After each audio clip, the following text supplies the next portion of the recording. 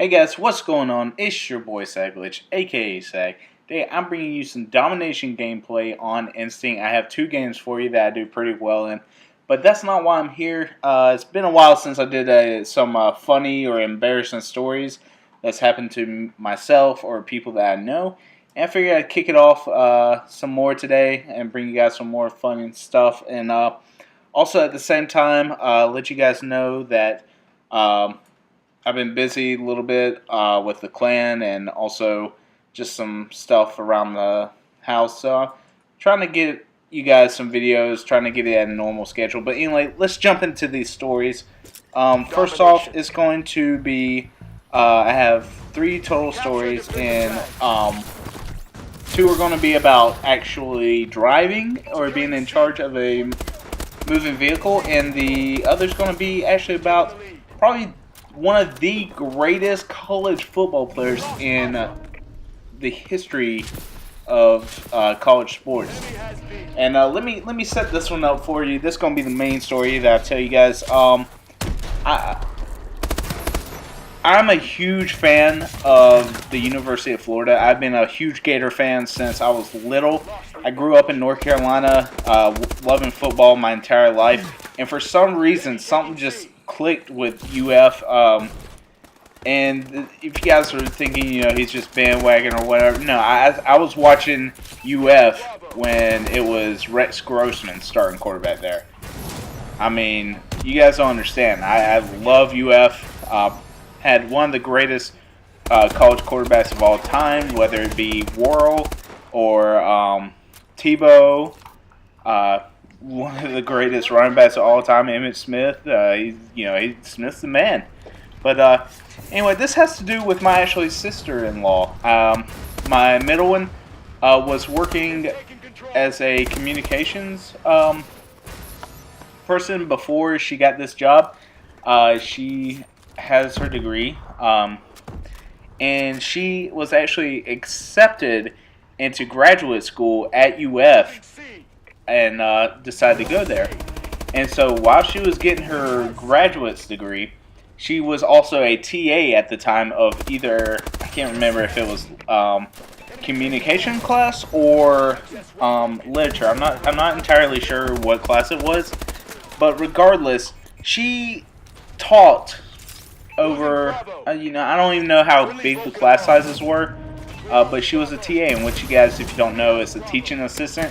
Basically, at the larger universities, they take over the class if the teacher doesn't want to be there, or they help with notes, or they're basically the teacher's assistant, like, TA, teaching assistant. But they do so much more than what it lets on to be. But anyway, she is going to class, or going from class, one of the two, and she has in her class the biggest, there's no doubt in my mind, the biggest college football star at the time, Tim Tebow, in her class. And when I heard about it, when she was telling me she was a TA for Tim Tebow, I was like, this is nuts. You gotta get his autograph. Obviously it's a little unprofessional for her to get his autograph, but at the same time, he is a god on campus. This guy was worshipped by millions of people throughout college football.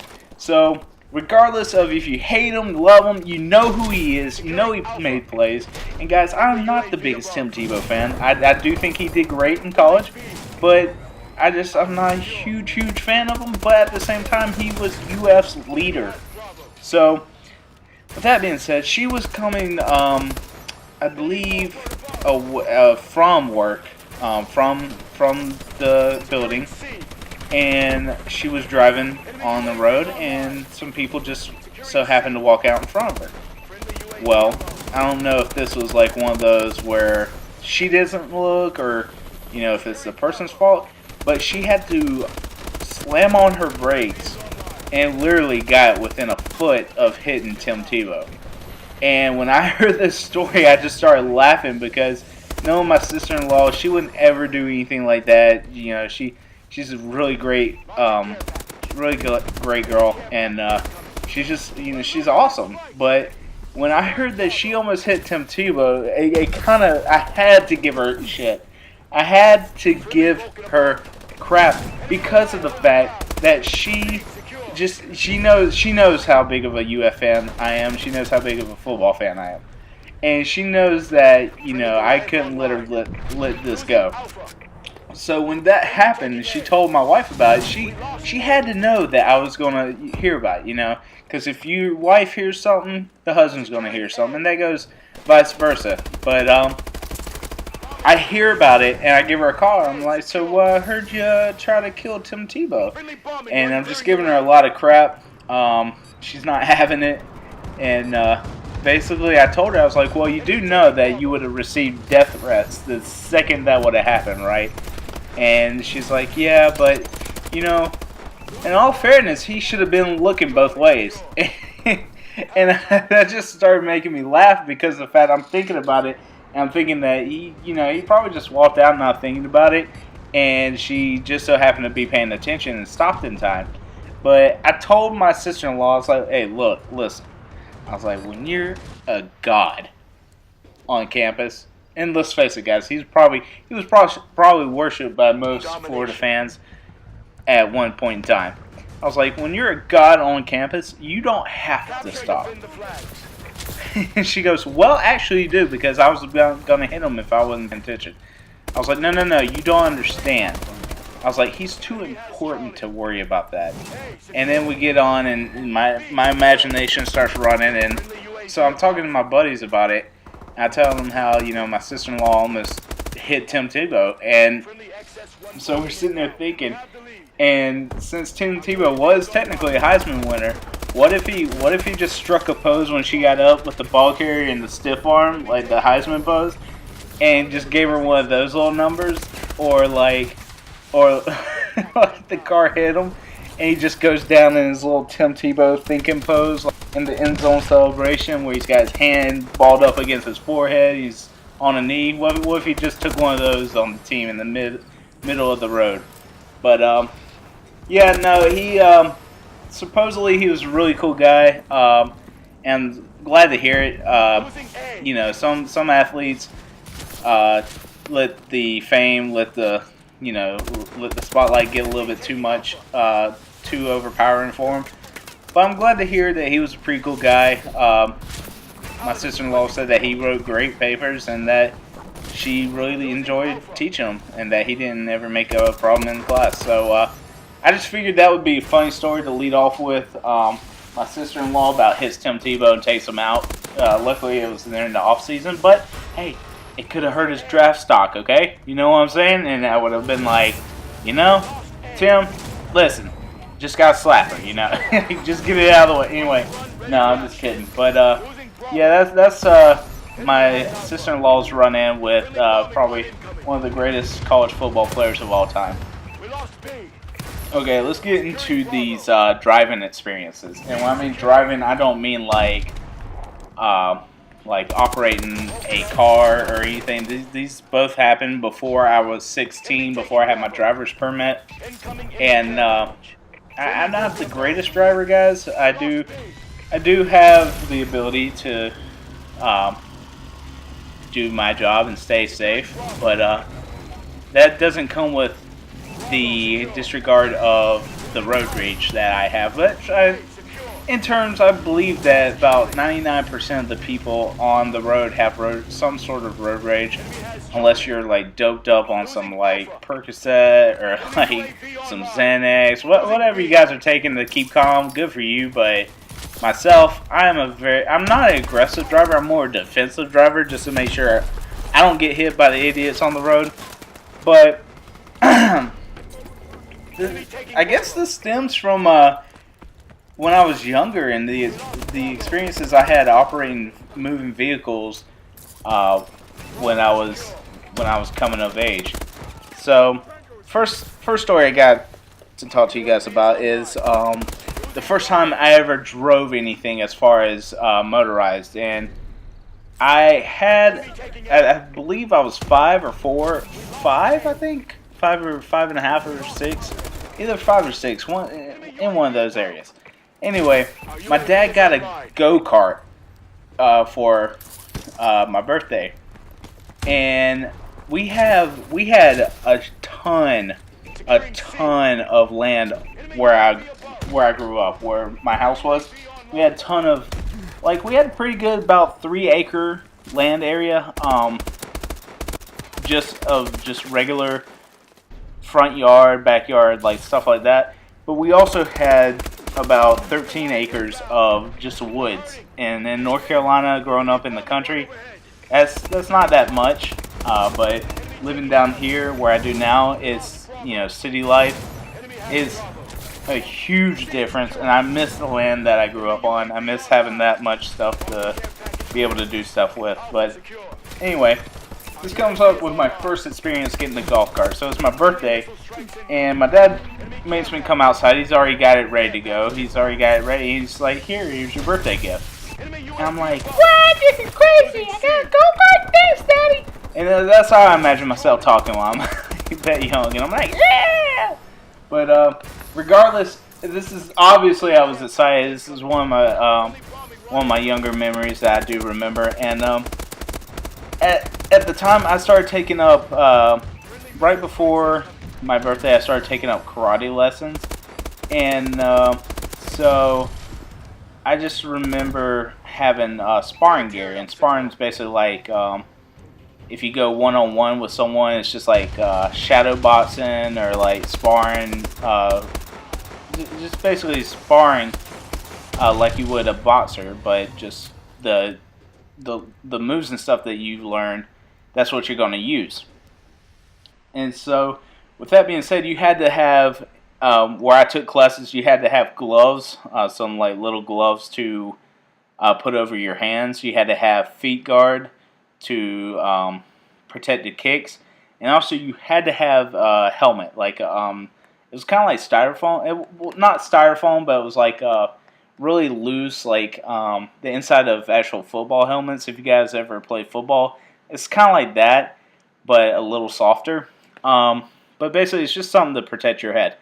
And so I remember strapping up and getting ready to go. I'm all excited, strapped up. I didn't really have a headgear, like a helmet or anything. So my dad just thought, hey, that's okay. We'll put a sparring gear thing on top of his head, and he'll be fine. And so while I'm doing that, my mom's like, well, let me get on it. And so she gets on it, she sits down, and it's a little old golf cart. And my mom's like a tiny lady, so she fits right on in. And she goes, okay, well, what do we do? My dad's, teaching her what all she has to do is basically you push the gas, let the clutch out, and go. And so she does. And next thing we know, me and my dad are sitting there watching. My mom's doing donuts in our front yard. And she is just hauling butt. So my dad's yelling for my mom to slow down and stop doing donuts because she's tearing up the grass. And my dad took really good pride in the grass and how well he maintained the yard. But she's sitting there doing donuts, digging it up, digging everything up. And he's just like, he's losing his mind. And so finally, she comes back around after like 4 or 5 trips. You go, yeah, I guess I can see why, he might want to go-kart. And so I'm sitting there all pouty-faced because my mom's been riding it for like 15 minutes now. And I'm like, Jesus Christ. But no, in all seriousness, I'm waiting for my turn to go on my birthday gift. And I'm looking at my mom like, what the heck are you doing here? What you doing here, woman? But, no, finally it gets to my turn, and the seat somewhat was adjustable, so my dad had to scoot it up forward for me so I could reach the pedals. And so I get on, not really knowing everything. My dad's trying to explain things, but as a little kid, when grown-ups trying to explain things to you, it's just like, wah, wah, wah, wah, wah. So I'm like, all right, Dad, whatever. So I got it. I get going, and I actually did pretty well. I was like, and then I started going really slow. My dad's like, give it some gas. Come on. Don't be scared of it. So I do. I give it a gas, like he said. And all of a sudden, I'm like losing control. I don't know what I'm doing. I've never gone fast on anything. It was like I was Ricky Bobby, and I was like, I want to go fast. Because if you're not first, you're last. You know what I'm saying? But anyway, I lost control, and all of a sudden, we had a building that we stored stuff in. It used to be a really old restaurant that my grandparents actually used to run and maintain. Not like a restaurant like you're thinking a diner or something. It was just like one of those little mom and pop things that we use as storage now, and had a pool table in it. So I'm riding around. All of a sudden, I lose control of it. I bumped into the side of the wall, and so my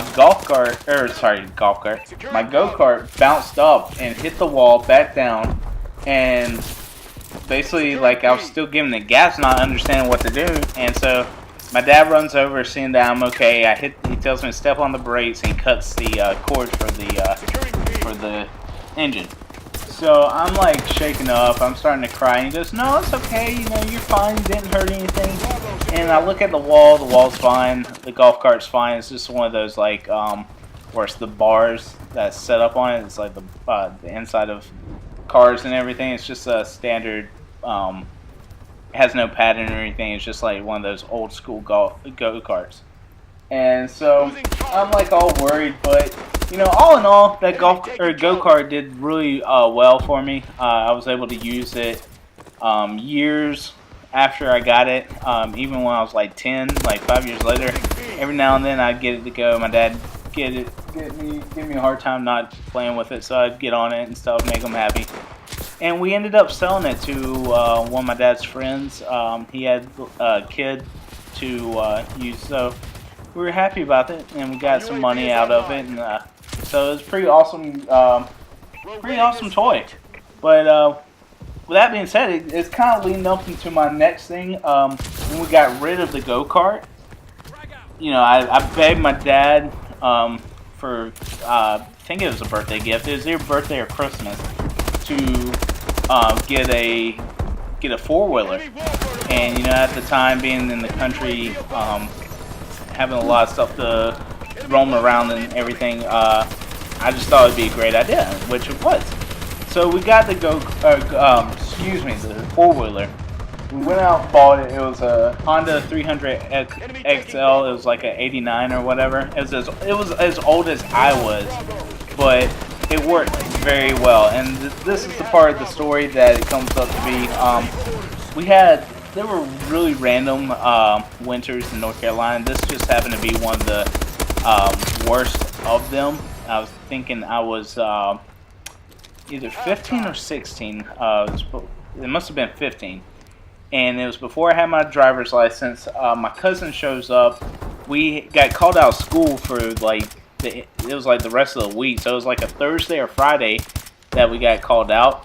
And so I'm just sitting there at home, bored, watching TV, and it's snowing outside, and that there's snow packed on the ground on top of ice, and all the roads are closed down because we don't have any salt trucks running or anything like that, because it only came with a need to go basis, and we didn't realize that it was going to get that bad overnight. And so while we're sitting there waiting, there's no cars on the road. Everybody's too scared to drive because, let's face it, this is North Carolina. Even though this is the foothills of North Carolina, so we don't get that much snow. And so all of a sudden I see a four-wheeler come up to my driveway, and a really tall guy comes off and knocks on the door, and it's my cousin. He's like 6 foot 4, 6'5", something like that. And I'm only 5'10", 5'11", guys, on a good day. So he's like 6'4" to 6'6", and he comes up and knocks on the door. And he's like, "Yo," he's like, "Seth, you want to come ride with me?" I'm like, "Yeah." So I asked my dad, and he's like, "Yeah, sure, that's fine. Just gotta go get some gas." So he only lives like a mile down the road. He's like, "I got gas at my house. Let's just go there and let's have some fun." And his grandfather owned a farm that had 20-some acres on it for us just to roam around on, because there were no cattle or anything on it at the time. So we're riding up the road. There's this huge hill we have to climb, and then we go down, and then there's a golf course to the right, right across from his house. And so we fill up, and then we decide, you know what, let's have some fun on the road. There's no traffic, there's no cars. And so we get going on onto right outside the golf course. And a cop, the only person on the road, a cop, pulls us over, like pulls his lights on, pulls us over. We're riding four-wheelers.